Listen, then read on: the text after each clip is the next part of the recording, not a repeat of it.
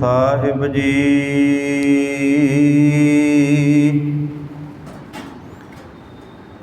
ਗੌੜੀ ਮਹੱਲਾ ਨਾਵਾਂ।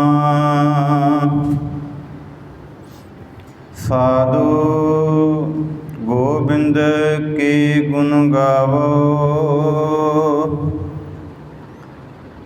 ਮਾਨਸ ਜਨਮ ਅਮੋਲਕ ਪਾਇਓ, ਬਿਰਥਾ ਕਾਹੇ ਗਵਾਵੋ।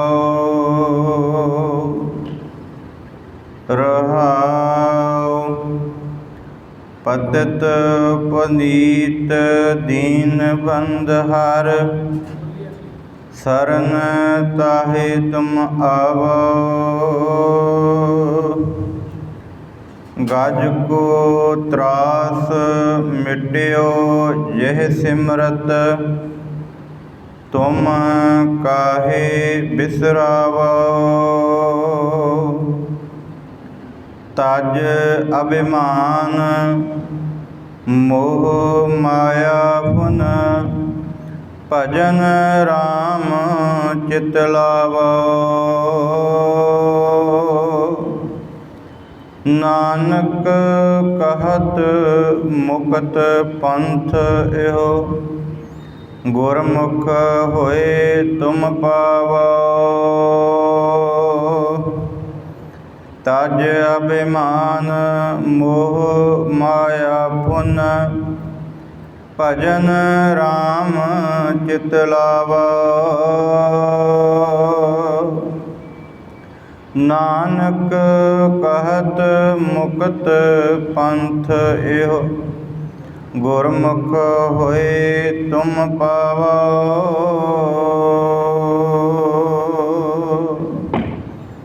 ਵਾਹਿਗੁਰੂ ਜੀ ਕਾ ਖਾਲਸਾ, ਵਾਹਿਗੁਰੂ ਜੀ ਕੀ ਫਤਿਹ। ਪਰਮ ਸਤਿਕਾਰਯੋਗ ਗੁਰੂ ਦੀ ਹਜ਼ੂਰੀ ਅੰਦਰ ਸੱਜ ਬੈਠੀ ਗੁਰੂ ਰੂਪ ਸਾਧ ਸੰਗਤ ਜੀਓ, ਵਡਭਾਗੇ ਹਾਂ। ਨਿਤਾ ਪ੍ਰਤੀ ਧੰਨ ਗੁਰੂ ਤੇਗ ਬਹਾਦਰ ਸਾਹਿਬ ਸੱਚੇ ਪਾਤਸ਼ਾਹ ਜੀ ਦੇ 400 ਸਾਲਾ ਪ੍ਰਕਾਸ਼ ਦਿਹਾੜੇ ਨੂੰ, ਸ਼ਤਾਬਦੀ ਨੂੰ ਮੁੱਖ ਰੱਖਦਿਆਂ ਹੋਇਆਂ ਲੜੀਵਾਰ ਕਥਾ ਧੰਨ ਸ੍ਰੀ ਗੁਰੂ ਤੇਗ ਬਹਾਦਰ ਸਾਹਿਬ ਸੱਚੇ ਪਾਤਸ਼ਾਹ ਜੀ ਦੇ ਸ਼ਬਦਾਂ ਦੀ ਸਰਵਣ ਕਰ ਰਹੇ ਹਾਂ। ਆਪ ਵੱਡਿਆਂ ਭਾਗਾਂ ਵਾਲੇ ਜੀ, ਨਿਤਾ ਪ੍ਰਤੀ ਇਸ ਗੁਰਮਤਿ ਸਮਾਗਮ ਦੇ ਵਿੱਚ ਜੁੜ ਬੈਠ ਕੇ ਲਾਹਾ ਪ੍ਰਾਪਤ ਕਰਦੇ ਜੇ। ਵੀ ਜਿਹੜੀਆਂ ਸੰਗਤਾਂ ਲਾਈਵ ਇਸ ਕਥਾ ਨੂੰ ਸਰਵਣ ਕਰਦੀਆਂ ਹਨ, ਉਹ ਵੀ ਧੰਨਤਾ ਦੇ ਯੋਗ ਹਨ। ਅੱਜ ਅਸੀਂ ਧੰਨ ਗੁਰੂ ਤੇਗ ਬਹਾਦਰ ਸਾਹਿਬ ਸੱਚੇ ਪਾਤਸ਼ਾਹ ਜੀ ਦੇ ਦੁਆਰਾ ਉਚਾਰਨ ਕੀਤਾ ਹੋਇਆ ਗੌੜੀ ਰਾਗ ਦੇ ਅੰਦਰ ਪੰਜਵਾਂ ਸ਼ਬਦ, ਜਿਸ ਦੀ ਵਿਚਾਰ ਕਰਨੀ ਹੈ। ਗੁਰੂ ਸਾਹਿਬ ਸਾਨੂੰ ਕੀ ਬਖਸ਼ਿਸ਼ ਕਰਦੇ ਹਨ, ਕੀ ਉਪਦੇਸ਼ ਦਿੰਦੇ ਹਨ, ਉਸ 'ਤੇ ਤੁਸ਼ ਬੁੱਧੀ ਦੇ ਅਨੁਸਾਰ ਅਗਾਧ ਬੋਧ ਗੁਰੂ ਵੱਲੋਂ ਬਖਸ਼ਿਸ਼ ਕੀਤੀ ਹੋਈ ਅਗਾਧ ਬੋਧ ਬਾਣੀ ਦੀ ਵਿਚਾਰ ਕਰਨੀ ਹੈ। ਗੁਰੂ ਪਾਸੋਂ ਆਗਿਆ ਲਈਏ ਪਾਤਸ਼ਾਹ, ਰਹਿਮਤ ਕਰਨੀ। ਅਸੀਂ ਅਲਪ ਬੁੱਧੀ ਜੀਵ ਹਾਂ, ਆਪਣੀਆਂ ਵਿਚਾਰਾਂ ਆਪ ਕਰਵਾਉਣੀਆਂ। ਵਿਚਾਰ ਆਰੰਭ ਕਰਨ ਤੋਂ ਪਹਿਲਾਂ ਖਿੰਡੇ ਹੋਏ ਮਨਾਂ ਨੂੰ ਗੁਰੂ ਵੱਲ ਨੂੰ ਕਰਕੇ ਗੁਰੂ ਵੱਲ ਜੋੜਨਾ ਕਰੀਏ। ਸਾਰੀ ਸੰਗਤ ਆਖ ਦੋ ਜੀ ਸਤਿਨਾਮ ਸ੍ਰੀ ਵਾਹਿਗੁਰੂ ਸਾਹਿਬ ਜੀ। ਉਚਾਰਨ ਕਰੋ ਜੀ ਸਤਿਨਾਮ ਸ੍ਰੀ ਵਾਹਿਗੁਰੂ ਸਾਹਿਬ ਜੀ। ਗੌੜੀ ਮਹੱਲਾ ਨਾਵਾਂ। ਇਹ ਪਾਵਨ ਸ਼ਬਦ ਗੌੜੀ ਰਾਗ ਦੇ ਅੰਦਰ ਧੰਨ ਗੁਰੂ ਤੇਗ ਬਹਾਦਰ ਸਾਹਿਬ ਸੱਚੇ ਪਾਤਸ਼ਾਹ ਜੀ ਦਾ ਹੈ। ਤੇ ਗੁਰੂ ਸਾਹਿਬ ਬਖਸ਼ਿਸ਼ ਕਰਦੇ ਨੇ ਕਿ ਹੇ ਭਾਈ ਸਾਧੋ ਗੋਬਿੰਦ ਕੇ ਗੁਣ ਗਾਵੋ। ਸਾਧ ਜਨਾਂ ਨੂੰ, ਸੇਵਕ ਜਨਾਂ ਨੂੰ ਜਿਹੜੀ ਉਹਦੀ ਆਰਾਧਨਾ ਕਰਦੇ ਨੇ ਭਾਈ, ਉਹਨਾਂ ਨੂੰ ਇਹ ਗੱਲ ਗੁਰੂ ਤੇਗ ਬਹਾਦਰ ਸਾਹਿਬ ਸੱਚੇ ਪਾਤਸ਼ਾਹ ਜੀ ਆਖਦੇ ਨੇ ਕਿ ਉਸ ਪਰਮਾਤਮਾ ਦੇ ਗੁਣ ਗਾਇਨ ਕਰੋ। ਕਿਉਂ ਗੁਣ ਗਾਇਨ ਕਰਨੇ ਨੇ, ਕਿਸ ਵਾਸਤੇ ਇਹ ਗੁਣ ਗਾਇਨ ਕਰਨੇ ਨੇ? ਗੁਰੂ ਸਾਹਿਬ ਕਹਿੰਦੇ ਨੇ ਕਿ ਮਾਨਸ ਜਨਮ ਅਮੋਲਕ ਪਾਇਓ। ਕਹਿੰਦੇ ਜਿਹੜਾ ਮਨੁੱਖਾ ਜਨਮ ਮਿਲਿਆ ਨਾ, ਇਹ ਅਮੋਲਕ ਹੈ, ਇਹਦਾ ਮੁੱਲ ਕੋਈ ਨਹੀਂ ਹੈ। ਕੋਈ ਮੁੱਲ ਜਾਣਨਾ ਕਰਿਓ। ਕੋਈ ਆਖੇ ਕਿ ਮੈਂ ਇਸ ਮਨੁੱਖਾ ਜਨਮ ਦਾ ਮੁੱਲ ਤਾਰ ਦੇਵਾਂ, ਪਰਮਾਤਮਾ ਨੂੰ ਤਾਰ ਸਕਦਾ? ਨਹੀਂ ਤਾਰ ਸਕਦਾ। ਕਿਉਂ ਨਹੀਂ ਤਾਰ ਸਕਦਾ? ਇੱਕ ਛੋਟੀ ਜਿਹੀ ਉਦਾਹਰਨ ਦੇ ਕੇ ਮੈਂ ਅੱਗੇ ਚੱਲਾਂ, ਮੇਰੇ ਮਨ ਵਿੱਚ ਆ ਗਈ। ਜਿਸ ਕਿਸੇ ਨੂੰ ਸਰੀਰ ਦੇ ਉੱਤੇ, ਤਨ ਦੇ ਉੱਤੇ ਕਸ਼ਟ ਆਇਆ ਹੋਵੇ ਨਾ, ਤੇ ਉਹ ਆਖੇ ਮੈਂ ਹਜ਼ਾਰਾਂ ਰੁਪਈਆ ਖਰਚ ਕੇ ਤੇ ਇਸ ਤਨ ਦੇ ਨਾਲ ਜਿਹੜਾ ਤਨ ਉੱਤੇ ਰੋਗ ਉਤਪੰਨ ਹੋਇਆ ਉਹਨੂੰ ਠੀਕ ਕਰ ਲਵਾਂ, ਕੀ ਕਰਾ ਸਕਦਾ? ਗੁਰੂ ਸਾਹਿਬ ਕਹਿੰਦੇ ਨਹੀਂ। ਉਹ ਤੇ ਪਰਮਾਤਮਾ ਦੀ ਰਜ਼ਾ ਹੈ, ਕਿਸੇ ਉੱਤੇ ਰਹਿਮਤ ਕਰ ਦੇਵੇ ਤੇ ਉਹ ਠੀਕ ਹੋ ਜਾਵੇ। ਦੂਜੀ ਗੱਲ, ਜੇ ਕਿਸੇ ਦਾ ਤਨ ਦੇ ਨਾਲੋਂ ਅੰਗ ਕੱਟਿਆ ਜਾਵੇ, ਅਮੋਲਕ ਜਨਮ ਹੈ ਭਾਈ, ਮਾਨਸ ਜਨਮ ਅਮੋਲਕ ਪਾਇਓ, ਇਹਦਾ ਮੁੱਲ ਕੋਈ ਨਹੀਂ। ਹੁਣ ਇਹ ਤਾਂ ਮੈਨੂੰ ਹੀ ਪਤਾ ਨਾ ਕਿ ਤਨ ਦੇ ਨਾਲੋਂ ਅੰਗ ਕੱਟਿਆ ਮੈਂ ਹਜ਼ਾਰਾਂ ਰੁਪਈਏ ਖਰਚ ਦੇਵਾਂ, ਮੈਂ ਲੱਖਾਂ ਰੁਪਈਏ ਖਰਚ ਦੇਵਾਂ, ਤੇ ਇਹ ਦਾਤ ਜਿਹੜੀ ਦਿੱਤੀ ਹੈ ਮਿਲ ਤਾਂ ਸਕਦੀ ਹੈ ਹਜ਼ਾਰਾਂ ਲੱਖਾਂ ਦੇ ਨਾਲ, ਜਾਂ ਤੇ ਬਨਾਵਟੀ ਉਹਦਾ ਡੁਪਲੀਕੇਟ, ਜਾਂ ਕਿਸੇ ਮਰੇ ਹੋਏ ਮਨੁੱਖ ਦੇ ਸਰੀਰ ਨਾਲੋਂ ਅੰਗ ਕੱਟ ਕੇ ਲਾ ਵੀ ਦਿੱਤਾ ਜਾਵੇਗਾ। ਪਰ ਜਿਹੜੀ ਦਾਤ ਪਰਮਾਤਮਾ ਨੇ ਦਿੱਤੀ ਹੈ ਨਾ, ਜਿਹੜੀ ਦਾਤ ਪਰਮਾਤਮਾ ਨੇ ਦਿੱਤੀ ਹੈ ਨਾ, ਉਹ ਦਾਤ ਸੰਪੂਰਨ ਫਿਰ ਮਨੁੱਖ ਬਣਾ ਨਹੀਂ ਸਕਦਾ। ਲੋਕ ਕਹਿੰਦੇ ਨੇ ਅੱਖਾਂ ਦਾਨ ਕਰ ਦਿਓ, ਕਿਸੇ ਦੇ ਕੰਮ ਆ ਜਾਣਗੀਆਂ, ਪਰ ਜਿਹੜੀ ਦਾਤ ਪਰਮਾਤਮਾ ਨੇ ਦਿੱਤੀ ਹੈ ਨਾ, ਕੋਈ ਕਹਿ ਸਕਦਾ ਕਿ ਭਾਈ ਤੇਰਾ ਸਰੀਰ ਤੰਦਰੁਸਤ ਹੈ ਤੇ ਤੂੰ ਇਸ ਧਰਤੀ 'ਤੇ ਚੱਲਣਾ ਫਿਰਨਾ ਧਿਆਨ ਨਾ ਚੱਲੀ। ਕਹਿੰਦਾ ਨਹੀਂ ਭਾਈ, ਮੇਰਾ ਸਰੀਰ ਤੰਦਰੁਸਤ ਹੈ, ਰਿਸ਼ਟ ਪੁਸ਼ਟ ਹੈ ਤੇ ਮੈਂ ਚੱਲਾਂਗਾ। ਪਰ ਜੇ ਕਿਤੇ ਉਹਦਾ ਆਪਰੇਸ਼ਨ ਹੋਇਆ ਹੋਵੇ, ਤਨ ਦੇ ਨਾਲੋਂ ਕੋਈ ਅੰਗ ਦੂਜਾ ਜੋੜ ਦਿੱਤਾ ਜਾਵੇ, ਤੇ ਫਿਰ ਸਾਰੇ ਆਖਣਗੇ ਭਾਈ ਧਿਆਨ ਨਾ ਤਰੀ। ਕਿਉਂ? ਕਿਉਂਕਿ ਇਹ ਇੱਕ ਮਨੁੱਖ ਨੇ ਕਾਰੀਗਰੀ ਕੀਤੀ ਹੈ। ਤੇਰੀਆਂ ਅੱਖਾਂ ਦੀ ਜੋਤ ਗਈ, ਤੇਰੀਆਂ ਅੱਖਾਂ ਨਵੀਆਂ ਪਾ ਦਿੱਤੀਆਂ, ਇਹਨਾਂ ਨੂੰ ਢੱਕ ਕੇ ਰੱਖੀ।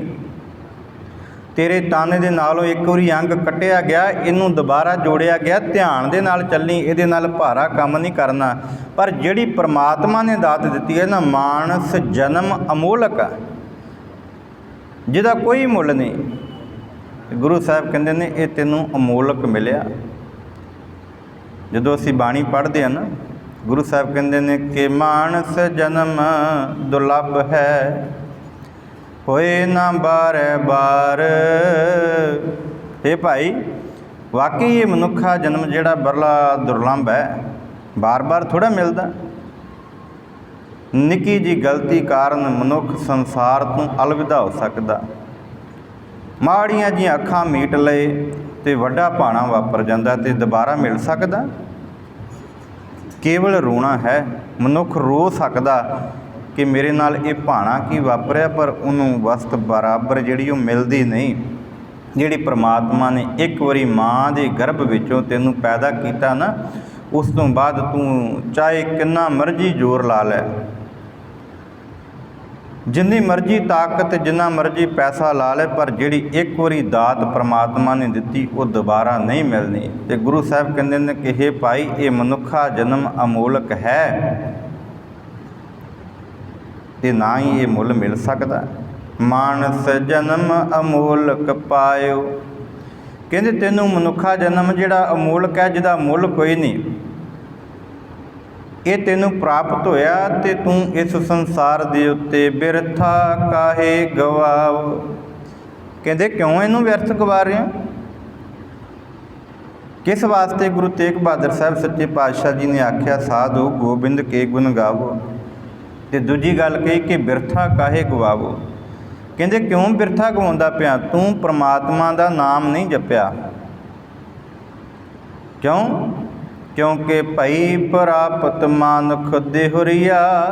ਮੈਂ ਇਸ ਕਰਕੇ ਪ੍ਰਮਾਣ ਦਿੱਤਾ, ਰੋਜ਼ਾਨਾ ਪੜ੍ਹਦੇ ਹਾਂ ਅਤੇ ਭੁੱਲ ਜਾਂਦੇ ਹਾਂ, ਸਮਝਦੇ ਨਹੀਂ, ਕਦੇ ਮਨ ਵਿੱਚ ਵਿਚਾਰ ਹੀ ਨਹੀਂ ਕੀਤੀ। ਗੁਰੂ ਸਾਹਿਬ ਕਹਿ ਕੀ ਰਹੇ ਨੇ, ਕਹਿੰਦੇ ਭਈ ਪ੍ਰਾਪਤ ਮਾਨੁਖ ਦੇਹੁਰੀਆ। ਇਹ ਜਿਹੜੀ ਮਨੁੱਖਾ ਦੇਹੀ ਹੈ ਤੈਨੂੰ ਪ੍ਰਾਪਤ ਹੋਈ ਹੈ, ਅਤੇ ਕਿਸ ਵਾਸਤੇ ਪ੍ਰਾਪਤ ਹੋਈ ਹੈ? ਗੁਰੂ ਸਾਹਿਬ ਕਹਿੰਦੇ ਨੇ ਗੋਬਿੰਦ ਮਿਲਣ ਕੀ ਇਹ ਤੇਰੀ ਬਰੀਆ। ਇਹ ਵਾਰੀ ਜਿਹੜੀ ਤੇਰੀ ਹੈ ਗੋਬਿੰਦ ਨੂੰ ਮਿਲਦੀ ਹੈ, ਪਰਮਾਤਮਾ ਨੂੰ ਮਿਲਦੀ। ਅਵਰ ਕਾਜ ਤੇਰਾ ਕਿਤੈ ਨਾ ਕਾਮ। ਇੱਥੇ ਇਹ ਮਤ ਸਮਝ ਲੈਣਾ ਕਿ ਜਿਹੜੇ ਅਸੀਂ ਧੰਦਿਆਂ ਦੇ ਵਿੱਚ ਖਚਤਾਂ, ਇਹ ਕਿਸੇ ਕੰਮ ਨਹੀਂ। ਇਹ ਧਨ ਕਮਾਉਣਾ ਜ਼ਰੂਰੀ ਹੈ। ਗੁਰੂ ਸਾਹਿਬ ਸੱਚੇ ਪਾਤਸ਼ਾਹ ਜੀ ਨੇ ਆਖਿਆ ਕਿ ਸੰਸਾਰ ਦੇ ਉੱਤੇ ਕਿਰਤ ਕਰਨੀ ਇਹ ਮਨੁੱਖ ਦਾ ਧਰਮ ਹੈ। ਅਤੇ ਭਾਈ ਗੁਰਦਾਸ ਜੀ ਕਹਿੰਦੇ ਨੇ ਕਿ ਕਿਰਤ ਵਿਰਤ ਕਰ ਧਰਮ ਦੀ। ਇਹ ਧਰਮ ਦੀ ਕਰਨੀ ਹੈ। ਇੱਥੇ ਜਿਹੜੀ ਗੱਲ ਕੀ ਹੈ, ਕਹਿੰਦੇ ਜਿਹੜੇ ਤੂੰ ਹੋਰ ਵਿਹਾਰਾਂ ਦੇ ਵਿੱਚ ਲੱਗਾ ਨਾ, ਅਵਰ ਕਾਜ, ਉਹ ਕਾਰਜ ਜਿਹੜੇ ਵਿਅਰਥ ਨੇ, ਜਿਨ੍ਹਾਂ ਦਾ ਤੇਰੇ ਨਾਲ ਕੋਈ ਸੰਬੰਧ ਨਹੀਂ। ਅਹੰਕਾਰ ਵਿੱਚ ਕਮਾਏ ਹੋਏ ਧਨ, ਅਹੰਕਾਰ ਵਿੱਚ ਕਮਾਈ ਹੋਈ ਸ਼ੋਹਰਤ ਤੇਰੇ ਕਿਸੇ ਕੰਮ ਨਹੀਂ। ਅਤੇ ਗੁਰੂ ਸਾਹਿਬ ਕਹਿੰਦੇ ਨੇ ਕਿ ਇਸ ਧਰਤੀ ਦੇ ਉੱਤੇ ਅਵਰ ਕਾਜ ਤੇਰਾ ਕਿਤੈ ਨਾ ਕਾਮ। ਕਿਹੜਾ ਕੰਮ ਹੈ? ਮਿਲ ਸਾਧ ਸੰਗਤ ਭਜ ਕੇਵਲ ਨਾਮ। ਕਿਉਂ ਪਰਮਾਤਮਾ ਦਾ ਨਾਮ ਜਪਣਾ ਹੈ? ਸਾਧੋ ਗੋਬਿੰਦ ਕੇ ਗੁਣ ਗਾਵੋ। ਕਿਉਂ ਗਾਉਣੇ ਨੇ? ਗੁਰੂ ਸਾਹਿਬ ਕਹਿੰਦੇ ਨੇ ਕਿ ਹੇ ਭਾਈ, ਪਰਮਾਤਮਾ ਦੇ ਗੁਣ ਗਾਉਣ ਨੂੰ ਇਸ ਧਰਤੀ ਦੇ ਉੱਤੇ ਤੈਨੂੰ ਪੈਦਾ ਕੀਤਾ, ਕਿਉਂਕਿ ਸਰੰਜਾਮ ਲਾਗ ਭਵ ਜਲ ਤਰਨ ਕੈ। ਜਨਮ ਬ੍ਰਿਥਾ ਜਾਤ ਰੰਗ ਮਾਇਆ ਕੈ। ਕਹਿੰਦੇ ਤੇਰਾ ਜਨਮ ਵਿਅਰਥ ਜਾ ਰਿਹਾ ਇਸ ਧਰਤੀ ਦੇ ਉੱਤੇ। ਰੰਗ ਮਾਇਆ ਕੇ, ਮਾਇਆ ਦੇ ਰੰਗਾਂ ਦੇ ਵਿੱਚ ਤੂੰ ਮਸਤ ਹੈ। ਤੈਨੂੰ ਇਸ ਅਮੋਲਕ ਦਾਤ ਦਾ ਜਿਹੜੀ ਮੁੱਲ ਨਹੀਂ ਮਿਲ ਸਕਦੀ। ਲੈ ਸਕਦੇ ਆ ਮੁੱਲ? ਵੀਰ ਮੇਰੇ ਬੈਠੇ ਨੇ, ਸਾਰੀ ਸੰਗਤ ਸਰਵਣ ਕਰ ਰਹੀ ਹੈ। ਕੋਈ ਆਖਦੇ ਕਿ ਮੈਨੂੰ ਦਾਤ ਚਾਹੀਦੀ ਹੈ ਅਤੇ ਮੈਂ ਮੁੱਲ ਲੈ ਲਵਾਂ, ਬੱਚਾ ਮੁੱਲ ਪੈਦਾ ਕਰ ਸਕਦੇ ਹਾਂ? ਭਾਈ ਇਹ ਤਾਂ ਤਾਂ ਹੀ ਪੈਦਾ ਹੋਵੇਗਾ ਜਦੋਂ ਇਸ ਧਰਤੀ ਦੇ ਉੱਤੇ ਇਸਤਰੀ ਅਤੇ ਪੁਰਸ਼ ਦਾ ਸੁਮੇਲ ਹੋਵੇਗਾ ਅਤੇ ਉਹ ਪਰਮਾਤਮਾ ਦੀ ਰਹਿਮਤ ਹੋਵੇਗੀ। ਨਹੀਂ ਤਾਂ ਕਈ ਜੀਵ ਇਸ ਧਰਤੀ ਦੇ ਉੱਤੇ, ਕਈ ਔਰਤਾਂ ਇਸ ਸੰਸਾਰ ਤੋਂ ਬਾਂਝ ਹੀ ਚਲੀਆਂ ਜਾਂਦੀਆਂ। ਲੋਕ ਤਾਕਤ ਲਾ ਕੇ ਹਟ ਜਾਂਦੇ ਨੇ, ਕਈ ਤਰੀਕੇ ਅਪਣਾ ਲੈਂਦੇ ਨੇ, ਪਰ ਜਦੋਂ ਤੱਕ ਉਹਦੀ ਰਹਿਮਤ ਨਹੀਂ ਨਾ ਹੁੰਦੀ, ਉਦੋਂ ਤੱਕ ਉਹ ਇਸ ਸੰਸਾਰ ਦੇ ਉੱਤੇ ਉਹ ਦਾਤ ਪ੍ਰਾਪਤ ਨਹੀਂ ਕਰ ਸਕਦੇ। ਅਤੇ ਗੁਰੂ ਸਾਹਿਬ ਕਹਿੰਦੇ ਨੇ ਹੇ ਭਾਈ, ਮਨ ਦੇ ਵਿੱਚ ਅਹੰਕਾਰ ਨਾ ਕਰ, ਕਿਉਂਕਿ ਇਹ ਜਿਹੜੀ ਦਾਤ ਮਿਲੀ ਹੈ ਤੈਨੂੰ ਮਨੁੱਖਾ ਜਨਮ, ਇਹ ਅਮੋਲਕ ਹੈ। ਇਹਦਾ ਮੁੱਲ ਨਹੀਂ ਪਾਇਆ ਜਾ ਸਕਦਾ ਅਤੇ ਇਹਨੂੰ ਵਿਅਰਥ ਨਾ ਗਵਾ। ਗੁਰੂ ਸਾਹਿਬ ਕਹਿੰਦੇ ਨੇ ਕਿ ਇਸ ਧਰਤੀ ਦੇ ਉੱਤੇ ਇਹ ਮਨੁੱਖਾ ਜਨਮ ਵਾਰ-ਵਾਰ ਨਹੀਂ ਮਿਲਦਾ। ਇਹਦੀ ਮਹਾਨਤਾ ਬੜੀ ਹੈ। ਇਤਿਹਾਸ ਦੇ ਅੰਦਰ ਜਦੋਂ ਅਸੀਂ ਝਾਤੀ ਮਾਰਦੇ ਹਾਂ, ਗੁਰੂ ਸਾਹਿਬਾਨ ਨੇ ਆਪਣੇ ਸਿੱਖਾਂ ਨੂੰ ਇਹੀ ਸਮਝਾਇਆ ਕਿ ਗੁਰੂ ਕੇ ਪਿਆਰਿਓ, ਇਸ ਧਰਤੀ ਦੇ ਉੱਤੇ ਇਹ ਮਨੁੱਖਾ ਜਨਮ ਵਾਰ-ਵਾਰ ਨਹੀਂ ਮਿਲਣਾ। ਇਹਨੂੰ ਸਾਂਭ ਲਓ, ਅਤੇ ਜਿਹਨੇ ਸਾਂਭਿਆ ਫਿਰ ਉਹ ਅਮੋਲਕ ਦਾਤ ਜਿਹੜੀ ਹੈ, ਸਾਧੂ ਗੋਬਿੰਦ ਕੇ ਗੁਣ ਗਾਵੋ, ਫਿਰ ਉਹ ਗਾਉਣ ਲੱਗ ਪੈਂਦੇ ਨੇ। ਪਰ ਉਹ ਗਾਉਂਦੇ ਤਾਂ ਹੀ ਨੇ ਜਿਨ੍ਹਾਂ ਨੂੰ ਇਸ ਦਾਤ ਦੇ ਬਾਰੇ ਸਮਝ ਆ ਜਾਵੇ। ਜਦੋਂ ਅਸੀਂ ਆਪਣੀ ਜ਼ਿੰਦਗੀ ਦੇ ਝਮੇਲਿਆਂ ਵਿੱਚੋਂ ਦੂਰ ਹੋ ਜਾਂਦੇ ਹਾਂ, ਇੱਕ ਦ੍ਰਿਸ਼ਟਾਂਤ ਦੇਣ ਲੱਗਾ ਮੈਂ ਆਪ ਜੀ ਦੇ ਸਾਹਮਣੇ। ਜਦੋਂ ਸੰਸਾਰ ਦੇ ਵਿੱਚ ਸਾਨੂੰ ਕੋਈ ਅਮੋਲਕ ਵਸਤ ਮਿਲ ਜਾਵੇ ਨਾ, ਅਤੇ ਉਹਦੀ ਕੋਈ ਪਰਖ ਨਾ ਕਰਨ ਵਾਲਾ ਹੋਵੇ, ਅਤੇ ਫਿਰ ਉਹ ਜਿੰਨੀ ਮਰਜ਼ੀ ਅਮੋਲਕ ਹੋਵੇ, ਉਹ ਸੰਸਾਰ ਦਾ ਮਨੁੱਖ ਜਿਹੜਾ ਵਾ, ਤੁਛ ਮੁੱਦੀ ਦਾ ਮਾਲਕ ਜਿਹੜਾ ਵਾ, ਉਹਦਾ ਮੁੱਲ ਨਹੀਂ ਪਾ ਸਕਦਾ। ਇੱਕ ਵਾਰ ਕਿਸੇ ਅਮੀਰ ਦਾ ਇੱਕ ਹੀਰਾ ਜਿਹੜਾ ਉਹਦੇ ਕੜਿਆਂ ਦੇ ਵਿੱਚ ਜੜਿਆ ਸੀ, ਨਦੀ 'ਚ ਨਹਾਉਂਦਿਆਂ ਡਿੱਗ ਗਿਆ। ਇਹ ਸਮਝਣ ਯੋਗ ਦ੍ਰਿਸ਼ਟਾਂਤ ਹੈ, ਧਿਆਨ ਨਾਲ ਸਰਵਣ ਕਰਿਓ। ਉਹ ਹੀਰਾ ਡਿੱਗਦਾ ਹੈ ਅਤੇ ਸਾਹਮਣੇ ਦਰਿਆ ਦੇ ਵਿੱਚ, ਸਮੁੰਦਰ ਦੇ ਵਿੱਚ ਮੱਛੀ ਜਿਹੜੀ ਤੈਰਦੀ ਹੋਈ ਲਿਸ਼ਕੋਰੇ ਮਾਰਦੇ ਹੀਰੇ ਨੂੰ ਵੇਖਦੀ ਹੈ। ਉਹਨੂੰ ਉਹਦੇ ਮੁੱਲ ਦਾ ਪਤਾ ਨਹੀਂ। ਉਹ ਉਸ ਹੀਰੇ ਨੂੰ ਆਪਣੇ ਮੂੰਹ ਦੇ ਵਿੱਚ ਪਾ ਕੇ ਨਿਗਲ ਜਾਂਦੀ ਹੈ, ਭਾਵ ਖਾ ਲੈਂਦੀ ਹੈ। ਹੁਣ ਮਛੇਰਾ ਆਉਂਦਾ ਹੈ ਤੇ ਮਛੇਰਾ ਕੀ ਕਰਦਾ, ਮੱਛੀ ਫੜਦਾ, ਮੱਛੀ ਫੜ ਕੇ ਉਹਨੂੰ ਲੈ ਜਾਂਦਾ, ਜਾ ਕੇ ਕੱਟ ਕੇ ਵੇਚਦਾ। ਵੇਚਣ ਲੱਗਿਆਂ ਜਦੋਂ ਮੱਛੀ ਦੇ ਪੀਸ ਕਰਦਾ ਨਾ, ਉਹਦੇ ਵਿੱਚੋਂ ਫਿਰ ਉਹ ਲਿਸ਼ਕਦਾ ਹੋਇਆ ਹੀਰਾ ਨਿਕਲਦਾ। ਉਹ ਛੋਟਾ ਜਿਹਾ ਹੀਰਾ ਜਦੋਂ ਨਿਕਲਦਾ ਨਾ, ਉਹ ਵੇਖ ਕੇ ਦੰਗ ਰਹਿ ਜਾਂਦਾ, ਕਹਿੰਦਾ ਕਿ ਬੜਾ ਸੋਹਣਾ। ਕਿਸੇ ਨੇ ਆਖਿਆ ਕਿ ਇਹ ਪੱਥਰ ਬੜਾ ਲਿਸ਼ਕਦਾ। ਕਹਿੰਦੇ ਚਲੋ ਮੇਰੀ ਗਰੀਬੀ ਕੱਟੀ ਜਾਏਗੀ, ਹੋ ਸਕਦਾ ਇਹ ਵਿਕ ਜਾਏ। ਉਹ ਜਾ ਕੇ ਤੇ ਦੁਕਾਨ ਵਾਲੇ ਨੂੰ, ਜਿਸ ਦੁਕਾਨ ਦੇ ਕੋਲੋਂ ਸੌਦਾ ਪ੍ਰਾਪਤ ਕਰਦਾ ਨਾ, ਉਸ ਦੁਕਾਨ ਵਾਲੇ ਨੂੰ ਦੇ ਦਿੰਦਾ। ਉਹ ਕਹਿੰਦਾ ਵੀ ਇਹਦਾ ਮੁੱਲ ਤਾਂ ਕੋਈ ਨਹੀਂ, ਚੱਲ 2 ਰਤੀਆਂ ਮੈਂ ਤੈਨੂੰ ਆਟਾ ਦੇ ਦਿੰਦਾ, ਕੋਈ 2 ਰਤੀਆਂ ਮੈਂ ਤੈਨੂੰ ਚੀਨੀ ਦੇ ਦਿੰਦਾ, ਖੰਡ ਦੇ ਦਿੰਦਾ। ਜਦੋਂ ਇੰਨੀ ਗੱਲ ਕਰਦਾ ਨਾ, ਉਹ ਖੁਸ਼ ਹੋ ਜਾਂਦਾ, ਕਹਿੰਦਾ ਚਲੋ ਕੁਛ ਨਾ ਕੁਛ ਤਾਂ ਬਣਿਆ ਨਾ ਕੋਈ ਤਾਂ ਲਾਭ ਹੋਇਆ ਨਾ। ਕਹਿੰਦਾ ਪਰ ਇਹਦਾ ਮੇਰੇ ਵੱਸ ਵੀ ਨਹੀਂ, ਇਹ ਮੇਰੇ ਕੰਮ ਦਾ ਵੀ ਨਹੀਂ। ਹਾਂ ਲਿਸ਼ਕਦਾ ਬਹੁਤ ਹੈ, ਅਤੇ ਮੈਂ ਆਪਣੀ ਤੱਕੜੀ ਦੇ ਨਾਲ, ਜਿਹੜੇ ਤੱਕੜੀ ਦਾ ਡੰਡਾ ਨਾ ਉਹਦੇ ਉੱਤੇ ਬੰਨਾਂਗਾ, ਇਹ ਲਿਸ਼ਕੇਗਾ ਅਤੇ ਮੇਰੀ ਤੱਕੜੀ ਦਾ ਸੁਹੱਪਣ ਵਧੇਗਾ। ਜਦੋਂ ਇੰਨੀ ਗੱਲ ਕਰਦਾ ਅਤੇ ਉਹ ਤੱਕੜੀ ਦੇ ਨਾਲ ਉਹਦੇ ਵਿੱਚ ਰੱਸੀ ਪਾ ਕੇ, ਰੱਸੀ ਨੂੰ ਬੰਨ੍ਹ ਕੇ ਤੱਕੜੀ ਦੇ ਨਾਲ ਬੰਨ੍ਹ ਦਿੰਦਾ। ਕੁਝ ਸਮਾਂ ਉਹਨੂੰ ਤੋਲਦਾ ਅਤੇ ਫਿਰ ਉੱਥੇ ਚੱਲਦਾ ਹੋਇਆ ਕੋਈ ਰਸਤੇ ਦਾ ਰਾਹਗੀਰ ਆਉਂਦਾ, ਕਹਿੰਦਾ ਕਿ ਸੋਹਣਾ ਬੜਾ, ਜੇ ਮੈਨੂੰ ਦੇ ਦੇ। ਉਹ ਰਾਹਗੀਰ ਨੂੰ ਦੇ ਦਿੰਦਾ। ਇੱਕ ਦਿਨ ਕੀ ਹੈ, ਰਾਹਗੀਰ ਤੁਰਿਆ ਜਾਂਦਾ, ਕਹਿੰਦਾ ਮੈਂ ਦਰਿਆ ਨੂੰ ਪਾਰ ਕਰਨਾ, ਕਿਸ਼ਤੀ ਵਿੱਚ ਬੈਠਦਾ। ਅਤੇ ਜਦੋਂ ਦਰਿਆ ਪਾਰ ਕਰਦਾ ਨਾ, ਕਿਸ਼ਤੀ ਵਾਲਾ ਵੇਖਦਾ, ਕਹਿੰਦਾ ਇਹ ਸੋਹਣਾ ਬੜਾ, ਚੱਲ ਮੈਂ ਤੇਥੋਂ ਜਿਹੜਾ ਵਾ ਰਸਤੇ ਦਾ ਭਾੜਾ ਨਹੀਂ ਲਵਾਂਗਾ, ਇੱਧਰ ਉੱਧਰੋਂ ਜਾਣ ਦਾ ਮੈਂ ਤੇਥੋਂ ਕਿਰਾਇਆ ਨਹੀਂ ਲਵਾਂਗਾ, ਇਸ ਤਰ੍ਹਾਂ ਕਰ ਮੈਨੂੰ ਦੇ ਦੇ। ਉਹ ਉਹਨੂੰ ਲੈ ਕੇ ਅਤੇ ਆਪਣੀ ਕਿਸ਼ਤੀ ਦੇ ਅੱਗੇ ਡੰਡਾ ਹੁੰਦਾ ਜਿਹੜਾ ਨਾ ਉੱਤੇ, ਉਹਦੇ ਨਾਲ ਬੰਨ੍ਹ ਦਿੰਦਾ। ਕਹਿੰਦਾ ਇਹ ਰਾਤ ਨੂੰ ਜਗੇਗਾ ਅਤੇ ਮੈਨੂੰ ਰੋਸ਼ਨੀ ਦੇਵੇਗਾ, ਮੈਨੂੰ ਲੈਂਪ ਦੀ ਜ਼ਰੂਰਤ ਨਹੀਂ। ਉਹ ਕਈ ਦਿਨ ਉਹਨੂੰ ਉੱਥੇ ਆਪਣੇ ਟੰਗ ਸੁੱਟਦਾ। ਰਾਹਗੀਰ ਆਉਂਦੇ ਨੇ, ਉਹਨੂੰ ਬੜੀਆਂ ਮੌਜਾਂ ਲੱਗੀਆਂ। ਇੱਕ ਦਿਨ ਆਣ ਕੇ ਫਿਰ ਉੱਥੇ ਜਵਾਰੀ, ਜਿਹੜਾ ਹੀਰਿਆਂ ਨੂੰ ਪਰਖਣ ਵਾਲਾ, ਜਿਹੜਾ ਹੀਰਿਆਂ ਦੀ ਪਰਖ ਕਰਦਾ, ਸੁਨਿਆਰਾ ਜਿਹਨੂੰ ਕਹਿ ਦਿੰਦੇ ਆ, ਉਹ ਆਣ ਕੇ ਬੈਠਦਾ, ਵੇਖਦਾ ਹੈ, ਲਿਸ਼ਕਦਾ ਹੈ। ਕਹਿੰਦਾ ਇਹਨੂੰ ਮੈਨੂੰ ਲਾ ਕੇ ਦੇ ਹਾਂ। ਕਹਿੰਦਾ ਵੀ ਮੇਰੇ ਕੰਮ ਦਾ, ਮੈਨੂੰ ਰਾਤ ਨੂੰ ਰੋਸ਼ਨੀ ਦਿੰਦਾ। ਕਹਿੰਦਾ ਕੋਈ ਨਹੀਂ, ਮੈਨੂੰ ਦੇ, ਮੈਂ ਵੇਖ ਕੇ ਤੇ ਤੈਨੂੰ ਫਿਰ ਵਾਪਸ ਕਰ ਦੇਵਾਂਗਾ। ਜਦੋਂ ਇੰਨੀ ਗੱਲ ਕਰਦਾ, ਕਹਿੰਦਾ ਠੀਕ ਹੈ, ਲਾ ਕੇ ਉਹਨੂੰ ਫੜਾਉਂਦਾ। ਉਹ ਆਪਣੇ ਹੱਥ ਵਿੱਚ ਰੱਖਦਾ, ਪਰਖ ਕਰਦਾ ਕਿ ਇਹ ਹੀਰਾ। ਅਤੇ ਜਦੋਂ ਉਹ ਹੀਰੇ ਦੀ ਪਰਖ ਕਰਦਾ, ਕਹਿੰਦਾ ਇਹਦਾ ਮੁੱਲ ਕਿੰਨਾ ਲਵੇਂਗਾ? ਉਹ ਕਹਿੰਦਾ ਭਾਈ ਮੈਨੂੰ ਇਹਦੇ ਮੁੱਲ ਦਾ ਤਾਂ ਪਤਾ ਨਹੀਂ, ਪਰ ਮੇਰੇ ਕੰਮ ਦਾ ਬੜਾ ਸੀ। ਕਹਿੰਦਾ ਇਸ ਤਰ੍ਹਾਂ ਕਰ, ਮੈਂ ਤੈਨੂੰ ਇੱਕ ਵਧੀਆ ਜਿਹੜੀ ਲਾਈਟ ਦਾ ਪ੍ਰਬੰਧ ਕਰ ਦਿੰਦਾ, ਤੂੰ ਮੈਨੂੰ ਹੀਰਾ ਦੇ ਦੇ। ਉਹ ਹੀਰਾ ਜਿਹੜਾ ਸੀ, ਜਦੋਂ ਆਪਣੀ ਝੋਲੀ ਵਿੱਚ ਪਾਉਣ ਲੱਗਦਾ, ਆਪਣੀ ਜੇਬ 'ਚੋਂ ਰੁਮਾਲ ਕੱਢਦਾ, ਰੁਮਾਲ ਵਿੱਚ ਰੱਖ ਕੇ ਆਪਣੀ ਜੇਬ ਵਿੱਚ ਪਾਉਣ ਲੱਗਦਾ, ਉਹਦੇ ਹੱਥ ਵਿੱਚੋਂ ਡਿੱਗ ਕੇ ਚੱਕਣਾ ਚੂਰ ਹੋ ਜਾਂਦਾ ਉਹਦਾ, ਜਦੋਂ ਮੁੱਲ ਹੋ ਜਾਂਦਾ। ਅਤੇ ਫਿਰ ਉੱਥੇ ਉਹ ਸੁਨਿਆਰਾ ਉਸ ਹੀਰੇ ਦੇ ਨਾਲ, ਜਿਹੜਾ ਵਾ ਹੀਰੇ ਦਾ ਪਰਖਣ ਵਾਲਾ ਜਿਹੜਾ ਸੀ, ਉਹ ਉਹਦੇ ਨਾਲ ਗੱਲ ਕਰਦਾ। ਕਹਿੰਦਾ ਹੈ, ਜਦੋਂ ਤੂੰ ਤੱਕੜੀ ਦੇ ਨਾਲ ਵੱਜਾ ਸੀ, ਜਦੋਂ ਤੂੰ ਕਿਸੇ ਗਰੀਬ ਦੇ ਹੱਥ ਵਿੱਚ ਸੀ, ਤੂੰ ਉਦੋਂ ਨਹੀਂ ਟੁੱਟਾ। ਜਦੋਂ ਤੂੰ ਇਸ ਕਿਸ਼ਤੀ ਦੇ ਉੱਤੇ ਵੱਜਾ ਹੋਇਆ ਠੱਕ ਠੱਕ ਕਰਦਾ ਸੀ, ਤੂੰ ਤਾਂ ਵੀ ਨਹੀਂ ਟੁੱਟਾ, ਮੇਰੇ ਹੱਥ ਵਿੱਚ ਕਿਉਂ ਟੁੱਟਾ? ਕਹਿੰਦਾ ਹੀਰਾ ਫਿਰ ਅੱਗੋਂ ਜਵਾਬ ਦੇਣ ਲੱਗਾ, ਮੈਂ ਫਿਰ ਬੇਨਤੀ ਕਰਾਂ, ਇੱਕ ਦ੍ਰਿਸ਼ਟਾਂਤ ਦਿੱਤਾ ਮੈਂ ਜ਼ਿੰਦਗੀ ਨੂੰ ਸਮਝਣ ਵਾਸਤੇ। ਹੀਰਾ ਪਤਾ ਕੀ ਕਹਿੰਦਾ? ਕਹਿੰਦਾ ਜਿਹਨੂੰ ਮੈਂ ਮਿਲਿਆ ਸੀ ਉਹਨੂੰ ਮੇਰੀ ਪਰਖ ਨਹੀਂ ਸੀ, ਜਿਹਨੇ ਮੈਨੂੰ ਤੱਕੜੀ ਨਾਲ ਬੰਨ੍ਹਿਆ ਉਹਨੂੰ ਵੀ ਮੇਰੀ ਪਰਖ ਨਹੀਂ ਸੀ, ਮੈਨੂੰ ਤਾਂ ਵੀ ਦੁੱਖ ਨਹੀਂ ਸੀ।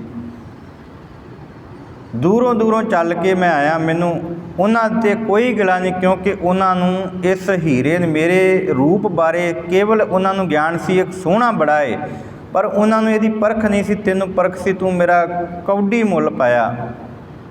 ਮੈਨੂੰ ਦੁੱਖ ਇਸ ਗੱਲ ਦਾ ਹੋਇਆ, ਜਿਹਨੇ ਮੈਨੂੰ ਪਰਖਿਆ ਉਹਨੇ ਵੀ ਮੇਰਾ ਕੌਡੀ ਮੁੱਲ ਪਾਇਆ। ਇਸ ਕਰਕੇ ਮੈਂ ਚੱਕਣਾ ਚੂਰ ਹੋ ਗਿਆ, ਮੈਂ ਟੁੱਟ ਗਿਆ। ਗੁਰੂ ਕੇ ਪਿਆਰਿਓ, ਇਸੇ ਤਰ੍ਹਾਂ ਇਹ ਮਨੁੱਖਾ ਜਨਮ ਮਿਲਿਆ। ਗੁਰੂ ਸਾਹਿਬ ਕਹਿੰਦੇ ਨੇ ਕਿ ਮਾਨਸ ਜਨਮ ਅਮੋਲਕ ਪਾਇਓ, ਬਿਰਥਾ ਕਾਹੇ ਗਵਾਓ। ਕਿਉਂ ਬਿਰਥਾ ਗਵਾਉਂਦੇ ਪਏ ਜੇ? ਇਹ ਮਨੁੱਖਾ ਜਨਮ ਇੰਨਾ ਅਮੋਲਕ ਹੈ, ਇਹਨੂੰ ਪਾਉਣ ਦੇ ਨਾਲ ਮਨੁੱਖ ਕਈ ਪ੍ਰਕਾਰ ਦੇ ਧਰਤੀ ਦੇ ਉੱਤੇ ਖੇਡਾਂ ਖੇਡਦਾ ਹੈ, ਕਈ ਪ੍ਰਕਾਰ ਦੇ ષੜਯੰਤਰ ਰਚਦਾ ਹੈ, कि इस धरती के उत्ते मेरे काल बालक हो जाए, मेरे घर बच्चा जन्म लए, मेरी संतान आए, मेरी वंश तुरे। तो जदों मनुखा जन्म मिलता फिर इस मनुखा जन्म नूं संभालदा नहीं। ये गुरु साहब कहते हैं कि हे भाई इनू व्यर्थ ना गवा, ये नाल प्रभु दे गुण गा, क्योंकि गुण गावत तेरी उतरस मैल। जदों तू गुण गाउंदा ना तेरे मन उत्ते चढ़ी हुई अहंकार की मैल उतर जाएगी। फिर समझ आ जाएगी कि इस धरती के उत्ते ये जिहड़ा जीवन है ये परमात्मा ने बख्शिश किया है।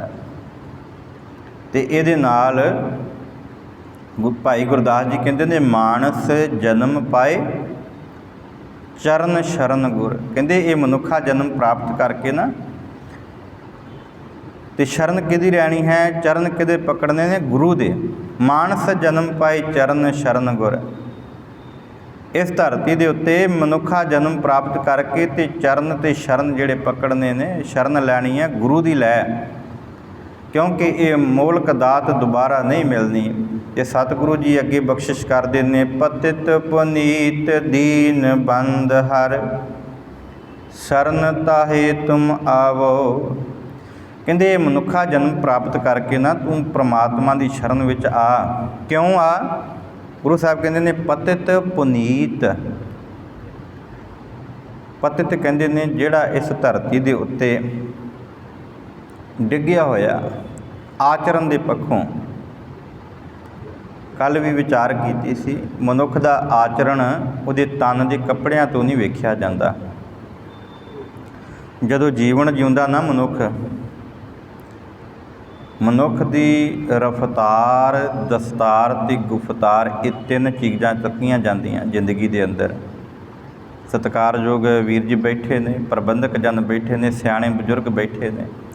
धी का रिश्ता करन जाइए ना, घर वेखण तो बाद असीं की करते हैं, जिहड़ा मुंडा वेखण वास्ते चले आ ना, तो पहला की वेखते हैं भी इनू पहनना आउंदा कुछ, तन उत्ते कपड़े सोहणे पहनदे ने। फिर आखते हैं कि इहदे नाल असीं गलबात करनी है, ये बोलदा किस तरह, सत्कार इहदा किस तरह अगे सामने वाले दा।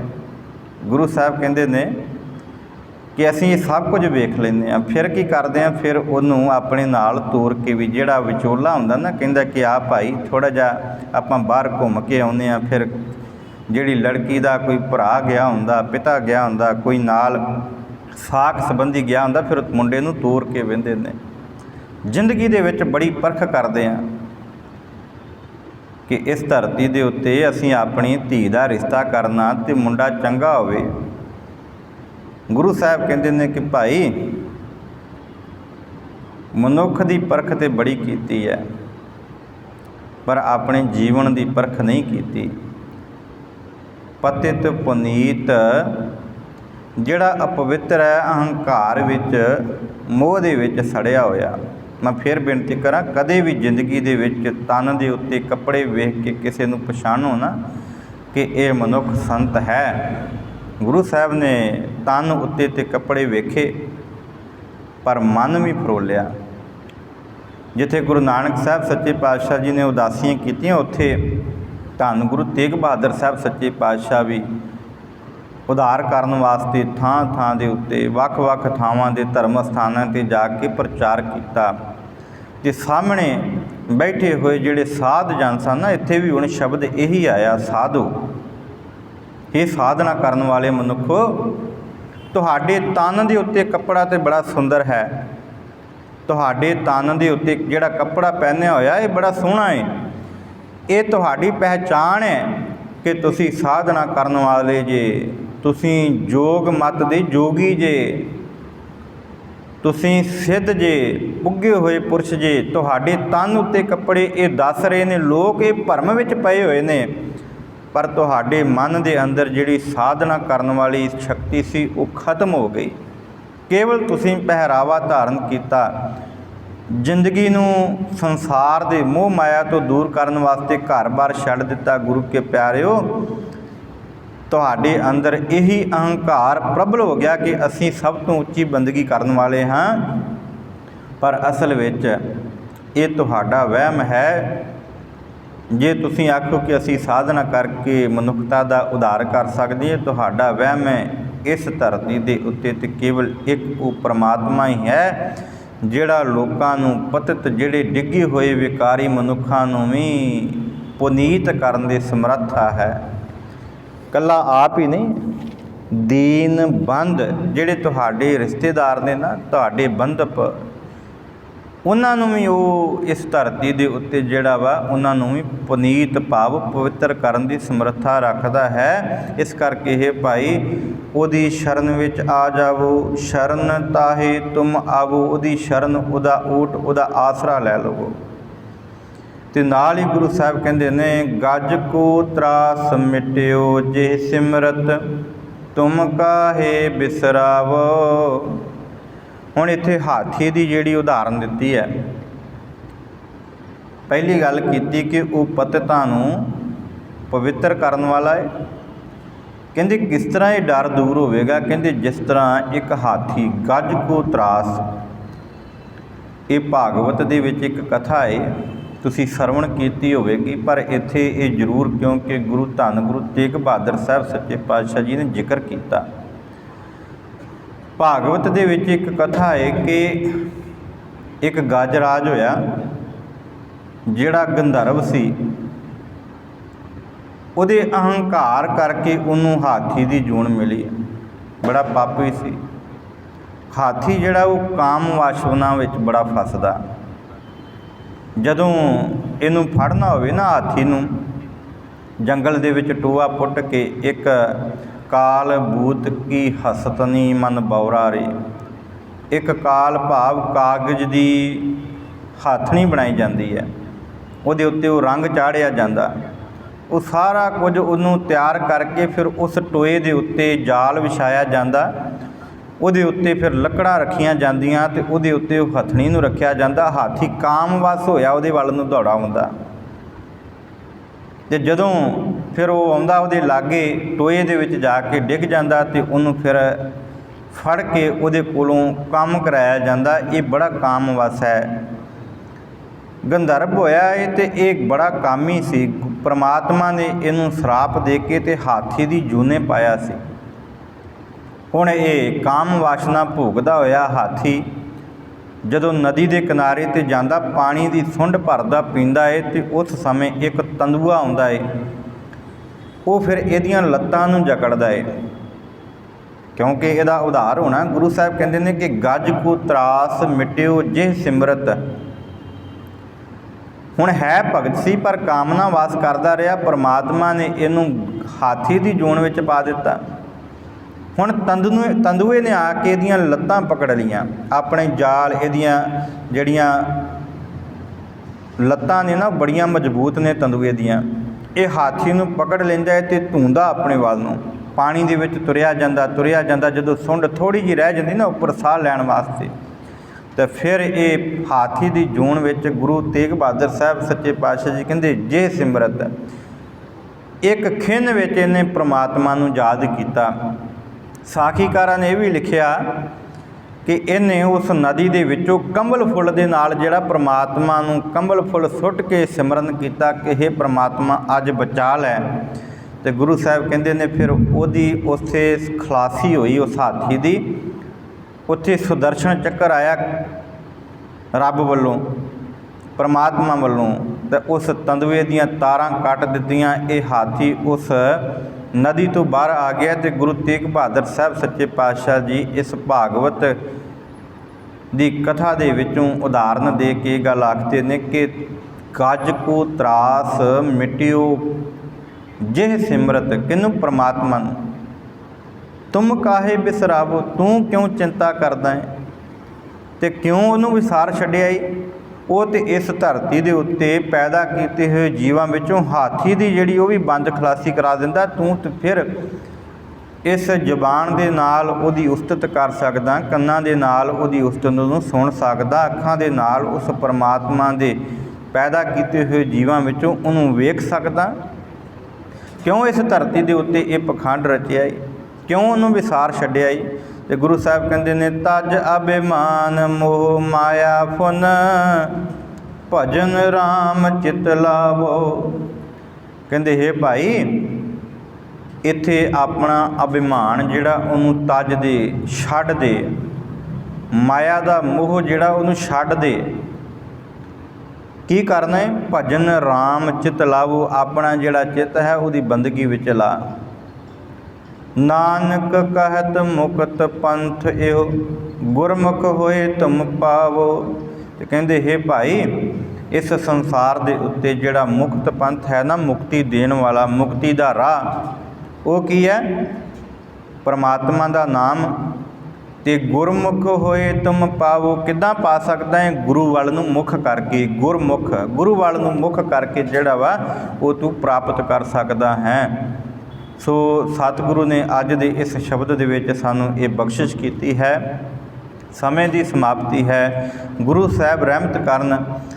ਧੰਨ ਗੁਰੂ ਤੇਗ ਬਹਾਦਰ ਪਾਤਸ਼ਾਹ ਜੀ ਨੇ ਜੋ ਸਾਨੂੰ ਇੱਕ ਹਾਥੀ ਦੀ ਉਦਾਹਰਨ ਦੇ ਕੇ ਸਮਝਾਉਣ ਦਾ ਯਤਨ ਕੀਤਾ ਕਿ ਗੁਰਮੁਖ ਪਿਆਰਿਓ, ਇੱਕ ਹਾਥੀ ਇੱਕ ਖਿਨ ਮਾਤਰ ਉਸ ਪਰਮਾਤਮਾ ਦੀ ਬੰਦਗੀ ਨੂੰ ਡੁੱਬਦਾ ਹੋਇਆ ਕਰਦਾ ਹੈ ਤੇ ਉਹਦੇ ਜਿਹੜੇ ਬੰਧਨ ਨੇ ਉਹ ਪਰਮਾਤਮਾ ਕੱਟ ਕੇ ਉਹਨੂੰ ਛਡਾ ਦਿੰਦਾ ਹੈ।